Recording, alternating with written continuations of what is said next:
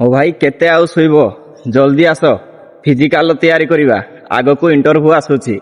ଜୟହିନ୍ଦ ମାଙ୍କ ଦ୍ୱାରା ପ୍ରସ୍ତୁତ ବଗିଚାରୁ ଫୁଲକୁ ତୋଳି ତାକୁ ମନ୍ଦିରରେ ଦେବା ସହ ପ୍ରଭୁଙ୍କୁ ଦର୍ଶନ କରି ଶାରୀରିକ ବ୍ୟାୟାମ ସକାଶେ ବାହାରି ଯାଇଥିଲି। ସୁସ୍ଥ ଶରୀର ସୁସ୍ଥ ଜୀବନ ଏକଥାକୁ ବୁଝିବାରେ ଲୋକମାନେ ବହୁତ ବିଳମ୍ବ କରୁଛନ୍ତି। କେବଳ ଅର୍ଥ ଉପାର୍ଜନ କରିଦେଲେ ଜୀବନରେ ଶାନ୍ତି ଓ ସମୃଦ୍ଧି ଆସିବା ତାହା ଭାବିବା ଭୁଲ।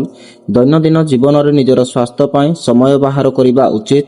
ଉତ୍ତମ ସ୍ୱାସ୍ଥ୍ୟ ପାଇଁ ଆର୍ଥିକ ରାଶି ଆବଶ୍ୟକ ନାହିଁ, ବାସ୍ ମନରେ ଇଚ୍ଛାଶକ୍ତି ଥିବା ଆବଶ୍ୟକ। ବଳକା ସମୟକୁ ଅନ୍ୟ କାର୍ଯ୍ୟରେ ନଷ୍ଟ ନ କରି ଶାରୀରିକ ଏକ୍ସରସାଇଜ କରିବାରେ ଲଗାଇବା ଉଚିତ। ପ୍ରଭାତ ସମୟରେ ଆମେ ଯେତେ ଜଲ୍ଦି ଉଠିବା ଆମକୁ ସେତିକି ଅଧିକ କାର୍ଯ୍ୟ କରିବା ପାଇଁ ଅଧିକ ସମୟ ମିଳିବ। ଶରୀରର ପ୍ରତ୍ୟେକ ଅଙ୍ଗର ଦାୟିତ୍ୱ ନେବା ଉଚିତ। 40-45 ବର୍ଷରୁ ବାର୍ଦ୍ଧକ୍ୟର ଶିକାର ଯଦି ହେବାର ନାହିଁ ତାହେଲେ ବର୍ତ୍ତମାନ ସମୟରେ ଏସବୁକୁ କରିବାର ଆବଶ୍ୟକତା ରହିଛି। ପ୍ରତ୍ୟେକ କାର୍ଯ୍ୟରେ କିଛିଟା ପରିବର୍ତ୍ତନ, ଶାଳୀନତା, ଚଞ୍ଚଳତା ଓ ଖାଦ୍ୟରେ କିଛିଟା ସଂଯତା ଆମ ଶରୀରକୁ ଏକ ଉତ୍ତମ ସ୍ୱାସ୍ଥ୍ୟ ଦେଇପାରିବ।